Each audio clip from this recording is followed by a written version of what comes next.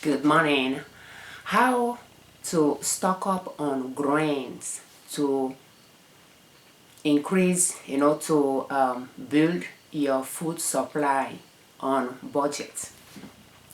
Well, back in 2016, I purchased some grains from Honeyville, honeyville.com, and I use the grains for porridge and for breakfast.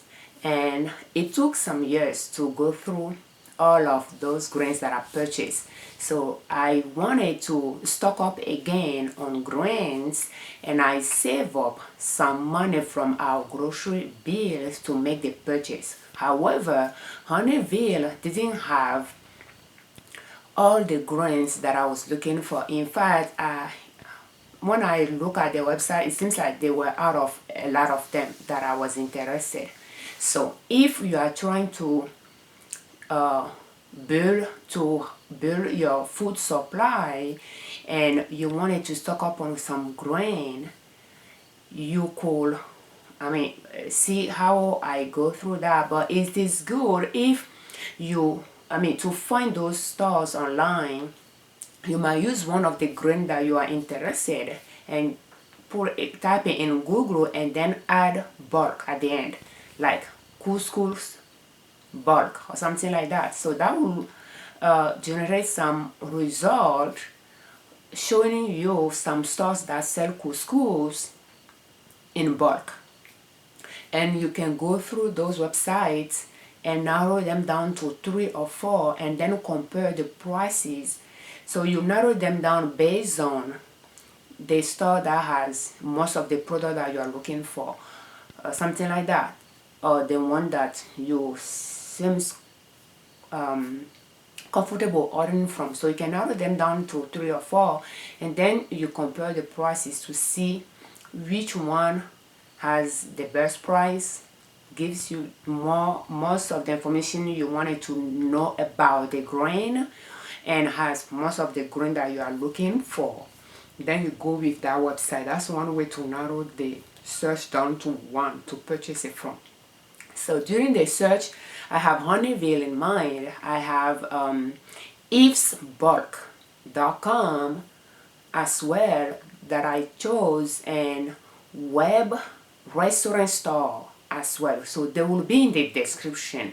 I will have a link to the blog post articles as well in the description, so you can find those sites. And I noticed that Honeyville didn't have all the grain that I was interested in. They didn't have most of them, and Webstaurantstore has some of the grain, but they're on the pricey side. They offer free shipping on some, but those are quite expensive as well. Honeyville has flat shipping, like $9 or a little bit less than that, and Eve's Bulk didn't offer free shipping. But I noticed that as I add things to the cart, the shipping increased up to a certain point and didn't. But then I took some out because I didn't want to get that much. I was just curious to see how far the shipping cost would go. But then I noticed that evesbulk.com was the least expensive. They have the product that I was looking for, not all of them. But then I narrow it between Webstaurantstore and evesbulk.com. I narrow it down to evesbulk.com. One thing that I noticed too is I was looking for oatmeal, but oat growth, like the whole berry, and I didn't find in any of those 3 websites. Honeyville was out. They have it, but they were out. And Webstore didn't have it, but Webstore has silica, but steamed. And Eve's Bulk has silica, but they didn't mention if they steam it or not. So I read the description and I feel like they may not. So I wanted to purchase some from them and read the description on the packet to see if it was steamed or not. So I purchased those grain, but I want that to be on the healthy side. And oatmeal, we all know that oatmeal is good for us. So I don't want that to be processed, even if it's minimally processed. So silica, I was looking for oat growth. Oat growth is the whole berry, and you cook it like oatmeal as well, but it takes longer. So, but I found silica. Silica is just the grain chopped up like a car, and probably using steel blade or something like that. So, but then Webstaurantstore has it steamed, probably steamed and dry and then packaged. So the cooking time will be reduced, but it's minimally processed. So feeling like maybe some of the nutrient will be out of it as well. So I prefer to purchase it from ifsbulk.com and see if there's a just silica, not steamed. So that's the process that I went through to stock up on those bulk. Out of them, but I have wheat berry, that's the whole wheat that I purchased back in 2016 to grind into flour, but I didn't purchase the grinder, and I just use it as porridge as well. So we are going to open the boxes and take a look at what we got. But that's one way to purchase those grains. And one thing I'll point out as well is when you are trying to stock up to build your food supply on budget, it might be a good idea to know what your grocery budget is, and then save up to have enough to purchase the grains that you wanted to purchase, so that you don't increase your grocery bills the amount you made that purchase and affecting your checking account, for instance. So I like to take cash out for groceries, and we do it for groceries and car gas because groceries is a very valuable expense. So I like to take cash out, and in the past it was $3.75, but 2020 and 21 I tried to use $300 to see how that works, and yeah, it's working. So when I take grocery money out, I will say to myself how much I wanted to spend and how much I wanted to save out of that, so that I can save a little bit by a little bit at a time. That way I can have enough to make those purchases that I can build my my supplies back up. And within that 300, we break it down again, because we have children that are growing, they need their nutrients. We like to make sure we are buying enough fruits. So we have consumable and non-consumable shelf staples, we have fruits, and then we have meats. So we break it down like that. And paper towel, toilet paper, the toilet paper is non-consumable, and then like rice is consumable, shelf supplies. So those I like to reserve $150 for it a month, and meat I believe is $90 a month, and fruit is $60 I believe. So pretty much what totals to $300 if I got it right. So out of that $150 for shelf supplies, grocery shelf supplies, I will put something on the side. So the goal was to put $50 on the side every month to see if I can get to a certain amount, and I'll start getting $150 so that I can purchase those supplies, those grains. So that's how I did it, and I save up. It took me some months to get to that $150, because there are things that I need to purchase on a regular basis as well that we use that I need to replenish. But then I will save up a little bit every month to get to that $150, but then I wait a few months before I actually made a purchase. And as for fruits, we will purchase fruits that is in the ad on sale, and we stock up on fruits that we eat. And when at the end of the month we didn't spend the whole amount, we put it on the side as well until we have some build up for fruits budget. And when fruit is on sale, like in fall there will be apple on sale, we will stock up a lot on apple to have fruit for winter, because apple can last months in the fridge depending on the variety that you purchase. Meat is the same. I just don't buy meat every month because I'm out of it. It took a while to get to that habit, but I purchase meat by looking in the ad what meat is on sale. If meat is not on sale, I don't purchase meat. So when meat is on sale is the right price and that's the meat that we eat, then I will purchase meat. So I like to put the meat money on the side and purchase meat when it's on sale and stock up. So I purchase more that I needed and I'll stock up. And for that, it's good to have a chest freezer so that you can have your meat, you can stock up on meat. That way you do not purchase meat when you need to cook, but you just shop your freezer, and when meat is on sale you purchase and replenish the stock. So when you don't use the whole amount at the end of the month, you can put it in an envelope for meat, and you just continue saving that meat money until you have meat on sale. And a lot of time in fall you'll have pork on sale, in summer you'll have chicken on sale, and those are the time of the month that you can stock up on pork, different cut of pork. It could be pork chops, pork steak, pork roast, and then you will have chicken quarters you can stock up on in summer. That way you have your build up of meat that you can go to winter, and by spring when you are running your supply is low, chicken will go on sale again, or egg will go on sale. So you'll have egg in your dishes quite a bit until you start having chicken. But then throughout the year you can find meat on sale. So I have noticed it sometimes. As for beef is expensive, and throughout the year you can find ground beef on sale, 10-pound ground beef on sale as well. But that's one way to build your food supplies on budget.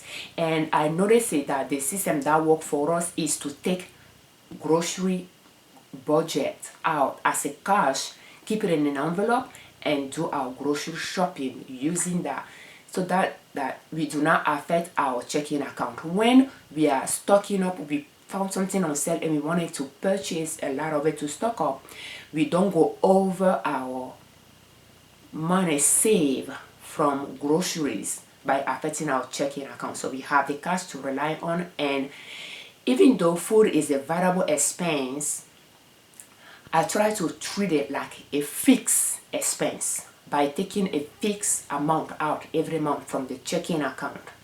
But then in the past, what I have done is we have a spreadsheet budget and paper budget for for our monthly expenses. But then I have a spreadsheet budget for food, different categories inside the food, so that I can see how much we are spending in each categories. Chef's consumables, shelf staples, non-consumable fruits, meat.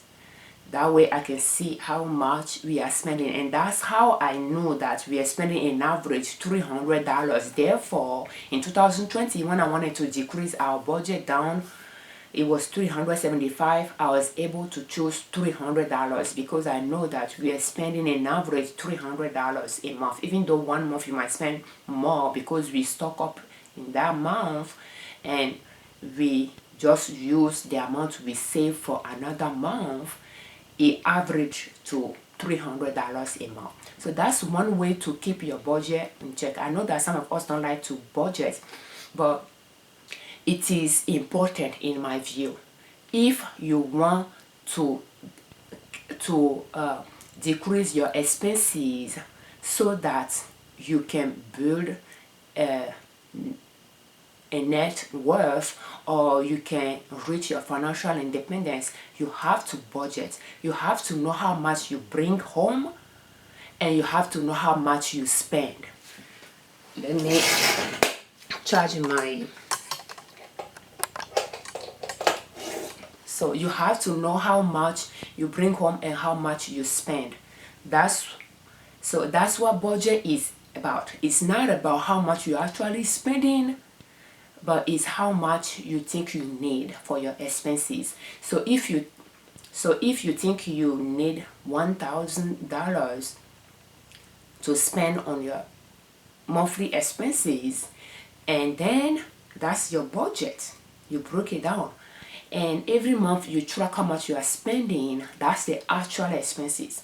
If you are spending $1,100 and you know that you can only spend $1,000, or that's what you want to spend, then you look at your budget again to see what is making you go over that $1,100 that you estimated.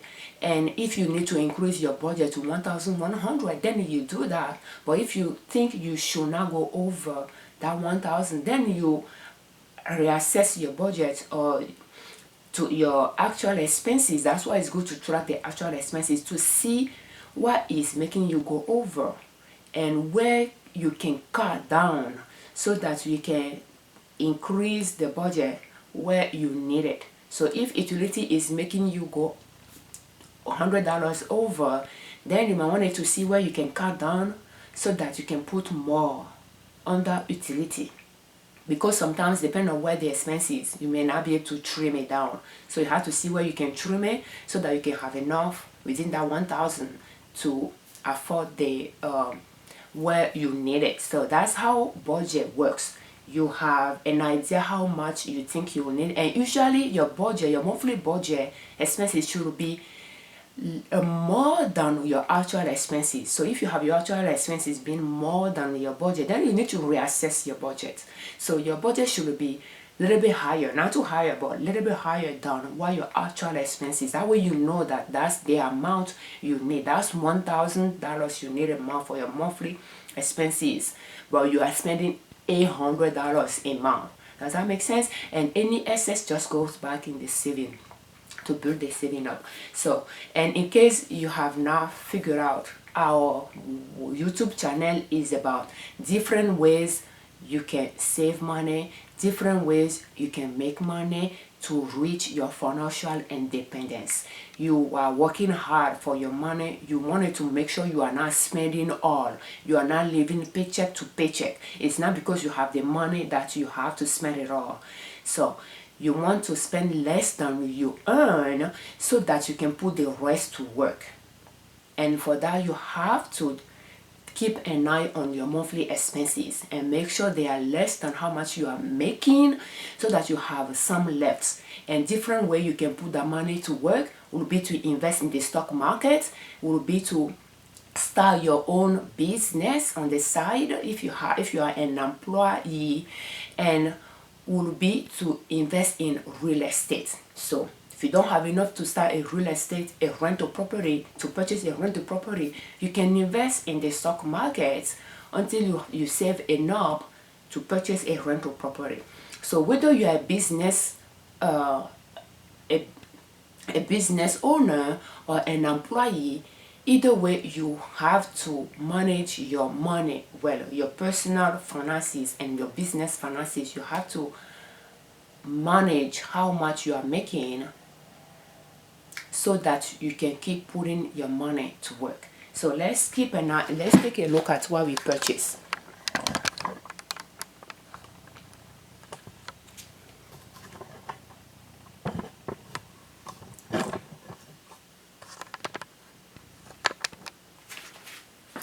And as you can see, we have some boxes there.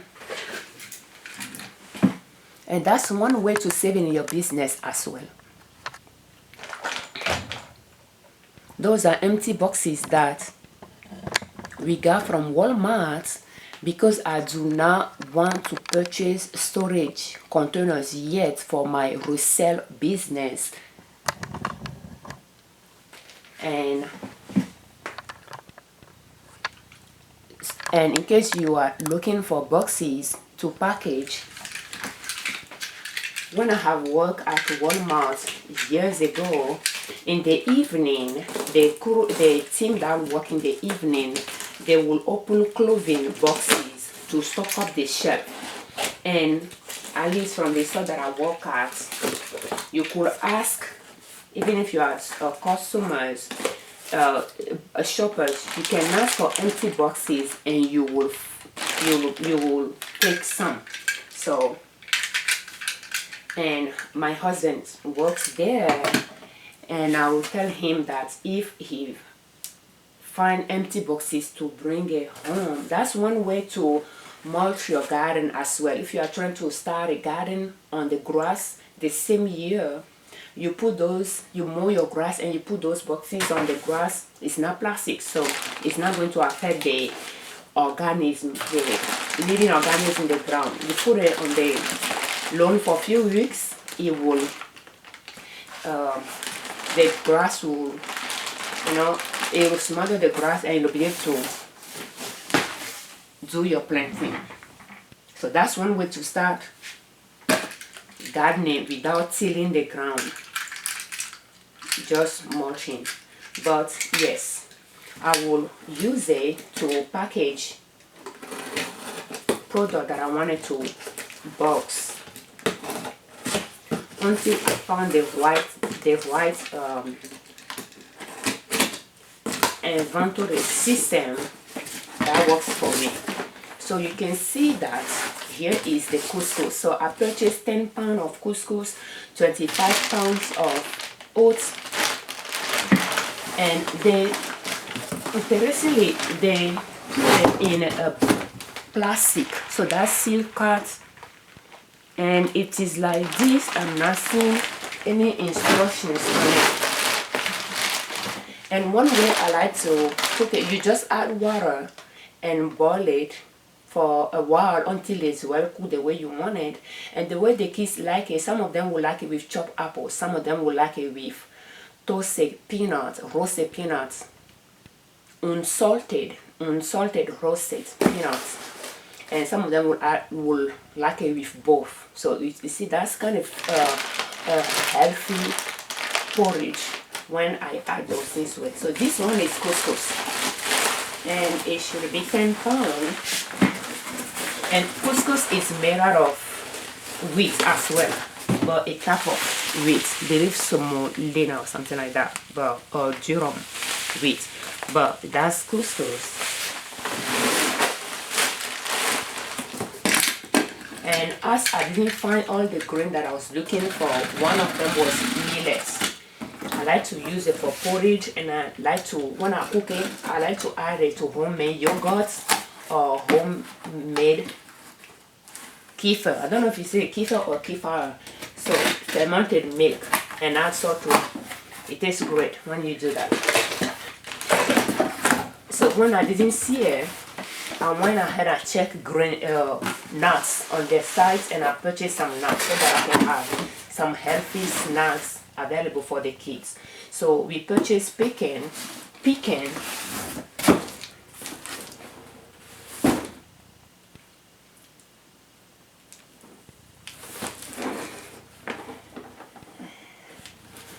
We purchased pecan,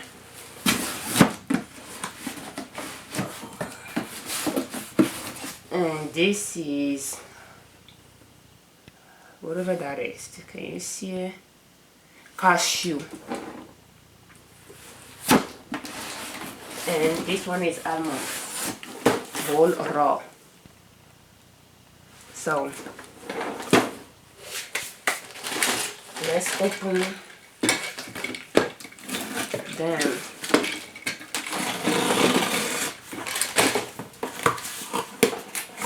Okay, it is in a plastic too.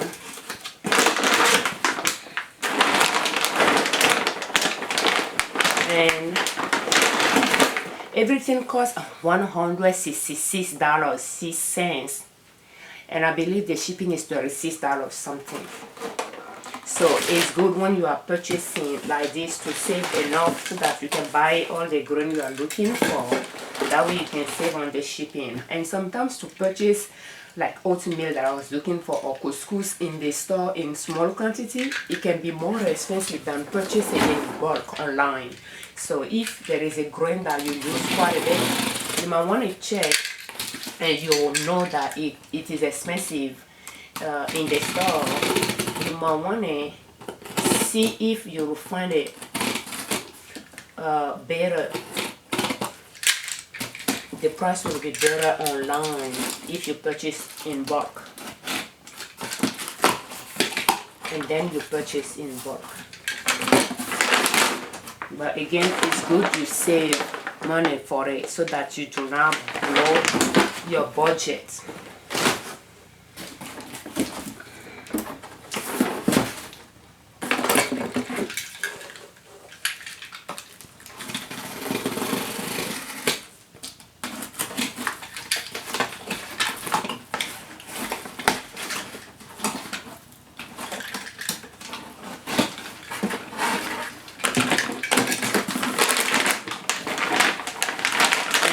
first will be in the description. So this is what pecan. So a lot of time I will purchase nuts around holidays when it's on sale. After holidays it can go on sale, and I will purchase the one in the shell so that we can crack it ourselves. And that's how I have stocked up on nuts in the past. But last year I didn't do it, and as I didn't see what I was looking for, you know, I just thought it might just be a good idea I stock up on some nuts to see how that will go. So now we'll notice that a lot of things came in plastic, right? So how are we going to store it? I think they will be stored in plastic. They will store just fine. But when I have purchased grain from Honeyville tend to have a paper bag. They have the option for those big buckets, but I didn't purchase it in bucket. It's more pricey. And in the past, when I have purchased those grain, I went to a grocery store that has a bakery section. So we will ask them, I will call, but we will ask them if they have icing buckets that we can get. Some store might say no because of they don't know if you will clean it well, so they don't want to give it to you if you're not going to clean it well or something like that. And I think some of them wash it and sell it. But that grocery store will give it to us. In fact, there were two same grocery store, different location in town. One will say no for health reason or sanitary reason, and the other one will give it to us just fine. So it's not because that store say no that that same store in another part of your town will say no necessarily. So that's something to keep in mind. And then we'll ask them, and you'll call early. I'll call early, a little bit before 6, because bakery open early in the morning. They wanted to finish their things by 9 in the morning or something like that. So you call around 6 or right before 6. If they tend to toss those buckets, they will have it available. So you call them, and I will ask if they have icing bucket that we can pick up, and then they will say yes, and I will let my husband know, and he will pick it up. So they will keep it for you if you ask them to do that, and then you can go there early in the morning, probably 8, 9, whatever works for you, and you will pick it up. But then you have to wash it, properly wash it. And I have used those icing buckets to store the grain, and I still have them. And some, like the whole wheat that I still have, is still in the paper box that it came in. So it can last just fine. But just keep in mind that if you are purchasing those, don't purchase it that it will last you many years. You can just do for 1 year. I'm not into stocking up for many years food supply or anything like that. It's just to have 1 year of food supply if possible. And that really helped us. Since I've been doing that for some years now, that really helped us last year in August when we didn't have electricity for 1 week. The grocery store couldn't even sell products because I don't know how everything is electronic now. I don't know how to explain it. Like the cash register will not open when there is no electricity. So therefore they won't even take cash. My husband went to the store with cash to buy charcoal so that we can cook outside, and he won't even purchase anything because the registers are locked. So it's not because you have cash or you have card that you'll be able to purchase. Maybe small store you might be able to shop in small store, but grocery store, things are so advanced that when there is not electricity, you'll have issue. And I believe when there is even a problem with internet, they might run into some issue as well. So yeah, it's good to have some cash on hand in case you have to use cash, but it's more importantly, if there is an issue you have to stay home, you wanted to have food at home that you can rely on. And for that 1 week, I didn't want to open my freezer meat that I canned few years ago. In fact, I canned meat and I canned multiple things, and then I said to myself, well, after trying all of that, there are things that I like to can and there are things that I don't like to can. I don't like to can vegetables because I feel like vegetables, greens, it took few minutes to cook them, so I don't know why I have to can them for an hour and a half, for example, or 180 minutes, for example.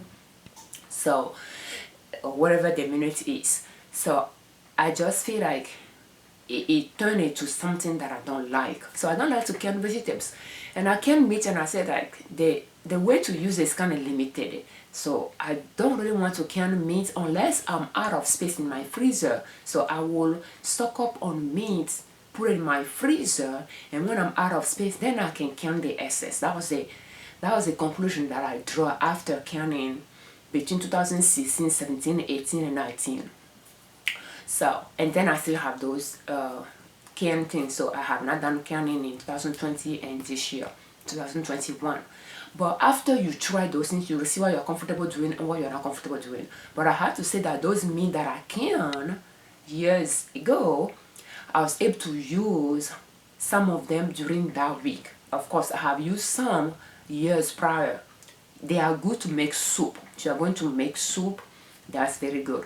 But the way I like to cook my meat is bake it, put it in the fridge. So we have the food and we have the meat. I don't like to incorporate meat into the sauce every time, so that if somebody is now using that sauce, that person can still use the meat.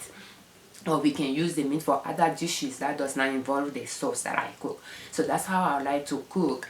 So, but the canned meat can work for stew, soup. So yeah, you can use it, but I just like to not bother for that if I can put it in my freezer. But that week that I didn't open my freezer, I will take the canned meat out. I have canned tomato. I didn't can it, I purchased it, I stock up on canned tomato. I will just mix it, go in the garden, get some fresh greens, chop it up, add it to it. And we have a charcoal stove, a stove that is used, I would say in Asia, it's used in Africa, because when I was later in Africa, we use that type of stove. It's a charcoal stove, but guess what? I use it with wood from the property, wood that I cut, because every year wood around the property I'll cut it down, because I don't want that to be tall and touch the electrical cord up around, so on the electrical pole, because when they say they cut those things, they can charge you for it, I think, I'm not sure. But anyway, I like to cut those trees down, and I will just leave it on the property, at the edge of the property. So we use those, and we make fire in that little stove. We do have barbecue grill, but it's just too wide. It just does not work for what I was looking for. So that charcoal stove, when I saw it in an international store here in a town, I purchased it years ago. I don't even know what year, at least 6 years ago, 6 or 5 years ago. But last year we used it, and I was able to cook rice. Rice was a staple in the shelf, on our shelf, so we have it. So I'll cook rice, it cook very fast, and then I'll mix the meat and the tomato and the vegetable salt, and I will boil it very quickly, and then I will serve. So any excess will go in the trash, because we couldn't put it in the fridge. There was no electricity. So within an hour and a half, dinner will be ready. So having some edible products on the shelves that don't require cooking to eat, I was able to serve lunch for the kids without cooking, and I'll cook once in the evening. So things that they eat for lunch will be cereal, will be roasted, unsalted roasted peanuts. You see, that's why it's good to have those on hand. So having nuts like this on hand, because we are still around that time. Today is September 2nd of 2021. So, and we have that issue, I believe, in August, I think, I'm not sure, I think so, of 2020. So it's the storm season. So, you know, having dry products that can stay on the shelf that you can eat without cooking. That's one way, you know, to stock up on product that you can eat without cooking. But then having product that you cook, like rice, on shelf, it was easy for me to cook dinner, to cook a meal for us to eat in the evening. And having the meat that was canned, it cooked very fast. So I will cook things very fast, and rice is very easy to cook. And I do not use rice cooker. I'll use pan. And the beauty of having cast iron pan allows you to cook outdoor like that without having your stainless steel turn dark. You use cast iron to cook, and you can then use the ash from the wood that burn, the coal ash, to clean the cast iron outside before you get inside and clean it up properly. So yes, I use cast iron, and I use products from my shelf to cook dinner, and products that were on the shelf that are edible without the need of cooking: animal cracker, graham cracker, peanuts, cereal, and then fruit like a banana, you know. So those things that can be on the shelves. Orange are easy way to feed the kids for lunch, and in the evening cooking a meal. So in those, you know, when you face a natural disaster that you don't need to leave your place, but there is a chance that you may not have electricity to live, to do things the way you do it on a regular basis. So I have some jars here, and for the oatmeal, when I make the porridge, when you want to make porridge, because those things can take a little longer than usual, than the seal roll oats that you'll find in the store, that some of them you can cook it in the microwave. It's not what the seal car oats is. You will cook it for longer, but this one thing is quite cut. I was expecting something that is like cut in 2 or 3, so this one is really small, so it might cook faster. But I like to just store them in a glass bowl or glass jar, because I have so many of these.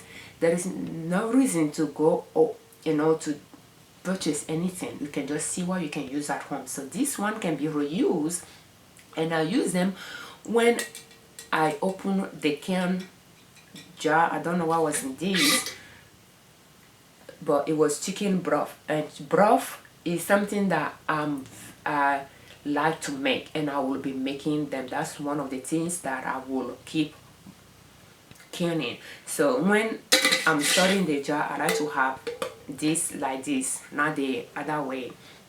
But I will reuse my jars and put porridge in it and put it in the fridge. That way I can just scoop it to the bowls and warm it up for the kids, and then add. So I'll cook it in advance. Like, I don't know what time is it now, but it will be maybe 4:43. So in the morning, so I can put it in on the stove, a little bit on the stove, few cups on the stove with water, boil it and decrease the heat, and just come back to the office to work and keep on and check it times to times to see how long it's going to take me to cook it. But one way to do that will be to cook during dinner time. When you are cooking dinner, you can cook your oatmeal on another burner so that you can put it in the fridge. That way in the morning it's easy to serve. You warm it up and just add what you wanted to add it to it, whether it's roasted peanuts or chopped apple. So that's that. And those big one will be one that I can put enough in and put on in my cabinet to reuse. So this one is millet, and I don't do anything fancy. I will just write the name and tape it on it. But I purchased in 2016 like 50 pounds or something like that, and I put some, and this one I have not used it for that long. I didn't have a deposit at the bottom, so I have to scrape it out and wash it properly and put in the oven to satanize it, probably, if I don't want to dump the whole things.